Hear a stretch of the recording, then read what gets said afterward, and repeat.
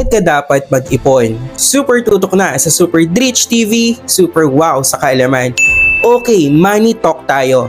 Stop saying next sweldo na lang.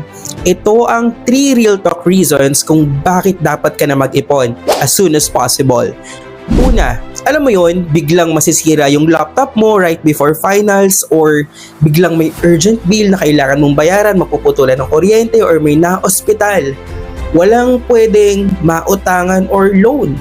Pag may emergency fund ka, you're not panicking. You are just paying it kasi may ipon ka. Peace of mind is priceless. Second, for your slay goals. Gusto mo ba mag-travel sa Korea, Thailand, Taiwan? Gusto mo ba bumili ng latest iPhone? Gusto mo ba i-treat ang sarili mo sa aesthetic coffee shop every week? Saving isn't about deprivation. It's about preparation. I-save mo para ma-achieve mo yung mga wants mo nang hindi ka guilty. And the third, the most important, for your future self, yung rich version mo.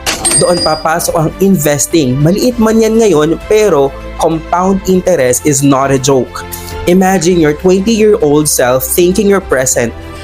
For starting early, hindi mo kailangang maging millionaire agad. Just be consistent.